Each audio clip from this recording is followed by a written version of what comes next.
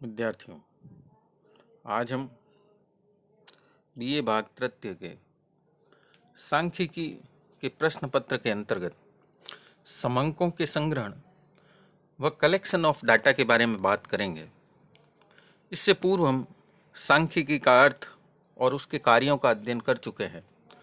तो समंकों के संग्रहण से संबंधित एक कोटेशन आपकी स्क्रीन पर है कि सांख्यिकी अनुसंधान के लिए समंकों के संग्रहण की आवश्यकता होती है, यानी समंकों का कलेक्शन करना पड़ता है। प्रत्येक इकाई के सूक्ष्म, गहन व विस्तृत शोध के लिए प्राथमिक समंक महत्वपूर्ण होते हैं, जबकि एकत्रित समंकों के आधार पर निष्कर्ष निकालने में प्रयोगशाला विश्लेषण के सदृश समंकों का संकलन किया जाता है। यानी हमें किस प्रकार के समंकों की आवश्यकता है, उसी प्रकार के समंकों का संकलन किया जाएगा। अनुसंधान के संबंध में व्यापक योजना बनाने के बाद में एक अनुसंधानकर्ता के सामने एक उपयुक्त रीति के द्वारा समंकों के वास्तविक संग्रहण की समस्या आती है। समंक संग्रहण करने से हमारा तात्पर्य यह है कि अनुसंधान के अंतर्गत इकाइयों से वांछित तथ्यों को एकत्रित करना। तो समंकों का संग्रहण सांख्यिकी विज्ञान की मूलभूत क्रिया है।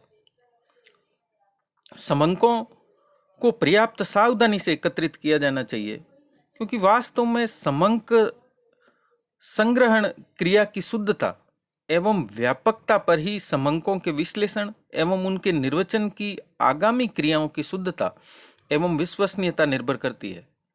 यदि हमने जो समंक संग्रह किए हैं वो अशुद्ध और अपर्याप्त होते हैं, तो उनके आधार पर निकाले जाने वाले निष्कर्ष भी भ्रमात्मक एवं अशुद्ध ही होंगे।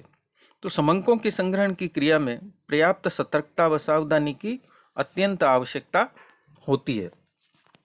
समंकों का जो संग्रहण है वो अनुसंधान का एक महत्वपूर्ण चरण है और एक सांख्यिकी द्वारा अनुसंधान की योजना का निर्माण करने के पश्चात समंकों के संग्रहण का कार्य किया जाता है। पहले वो योजना बनाता है और उसके बाद समंकों का संग्रह करता है।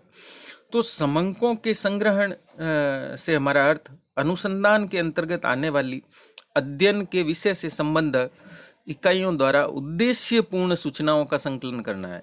यानी जो भी सूचनाएं हम संकलित करते हैं वो उद्देश्यपूर्ण होनी चाहिए, उसका कोई न कोई उद्देश्य अवश्य होना चाहिए। अब जब समंकों का हम संग्रहण करते हैं तो उसके संदर्भ में समंक जो है दो प्रकार के हो सकते हैं संग्रहण के संबंध में। पहला प्राथमिक समंक और दूसरा द्वितीयक समंक, प्राइमरी डाटा और सेकेंडरी डाटा। जो समंक अनुसंधानकर्ता द्वारा पहली बार आरंभ से अंत तक बिल्कुल नए सिरे से संग्रहित किए जाते हैं वह प्राथमिक समंक कहलाते हैं।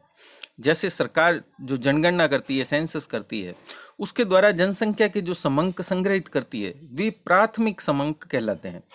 इसी प्रकार से कोई अनुसंधानकर्ता नए सिरे से मौलिक रूप से किसी शहर या किसी नर्सिंग होम में नवजात शिशुओं की लंबाई से संबंधित जो है डाटा संग्रहित करता है तो वे उसके लिए प्राथमिक समंक होंगे।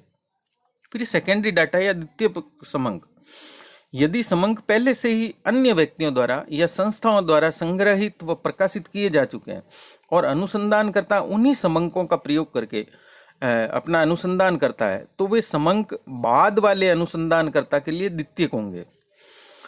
जैसा कि हमने पहले बताया था सेंसस वाला कि सरकार जनगणना द्वारा जो समंक संग्रहित करती है वे प्राथमिक समंक होते हैं, लेकिन कोई अनुसंधानकर्ता इन संग्रहित समंकों को किसी अनुसंधान के लिए प्रयोग करता है तो वही समंक उस अनुसंधानकर्ता के लिए द्वितीयक या सेकेंडरी डाटा कहलाएंगे। तो इस प्रकार से स्पष्ट हो जाता है कि जो नवीन समंक है वो प्रथम अनुसंधानकर्ता के हाथ में प्राथमिक समंक होते हैं, परंतु यदि उन्हीं समंकों का प्रयोग कोई अन्य अनुसंधानकर्ता करने लगे तो वो द्वितीयक हो जाएंगे। तो प्राथमिक और द्वितीयक समंकों में क्या अंतर है? इन दोनों में 4 प्रकार का अंतर है, जिसमें सबसे पहला है मौलिकता यानी ओरिजिनलिटी। जो प्राथमिक समंक होते हैं वो मूलभूत होते हैं, यानी वो नॉट कॉपीड होते हैं, कॉपी किए नहीं होते हैं एवं ओरिजिनल होते हैं। ये समंक जो है वो सांख्यिकी विधियों के लिए कच्चे माल की भांति होते हैं। इसके विपरीत जो द्वितीयक समंक होते हैं वो नकल किए हुए या कॉपी किए हुए होते हैं और निर्मित माल की भांति होते हैं, क्योंकि वे सांख्यिकी यंत्र में एक बार काम में लिए जा चुके होते हैं। दूसरा है संग्रहण या कलेक्शन। प्राथमिक समंक अनुसंधानकर्ता द्वारा बिल्कुल नए सिरे से प्रारंभ से लेकर के अंत तक विभिन्न अनुसंधान की इकाइयों से संग्रहित किए जाते हैं, जबकि जो द्वितीयक समंक होते हैं वो अनुसंधानकर्ता के अतिरिक्त अन्य व्यक्तियों या संस्थाओं द्वारा पूर्व में संग्रहित होते हैं, जो अनुसंधानकर्ता द्वारा साधारणतया पत्र पत्रिकाओं या विभिन्न प्रकार की रिपोर्टों आदि के प्रकाशनों से संग्रहित किए जाते हैं। नेक्स्ट है समय और धन की आवश्यकता।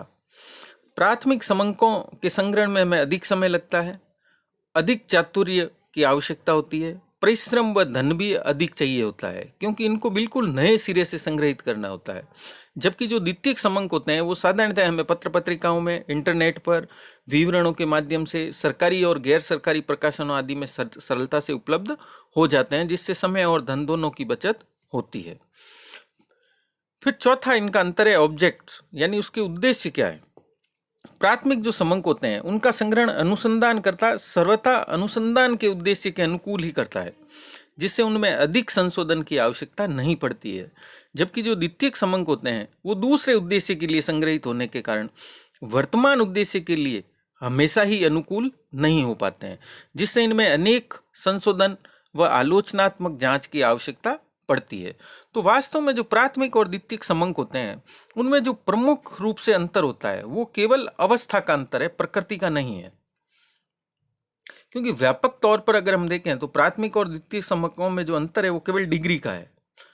जो समंक एक पक्ष के लिए द्वितीयक या सेकेंडरी है वही अन्य पक्ष के लिए प्राथमिक हो सकते हैं। जैसे उदाहरण के रूप में हम बता सकते हैं कि भारतीय जनगणना में संग्रहित जनसंख्या के समंक सरकार के लिए प्राथमिक समंक हो सकते हैं, परंतु अन्य सभी अनुसंधानकर्ताओं के लिए वो द्वितीयक समंक के रूप में कार्य करेंगे या द्वितीयक समंक कहलाएंगे।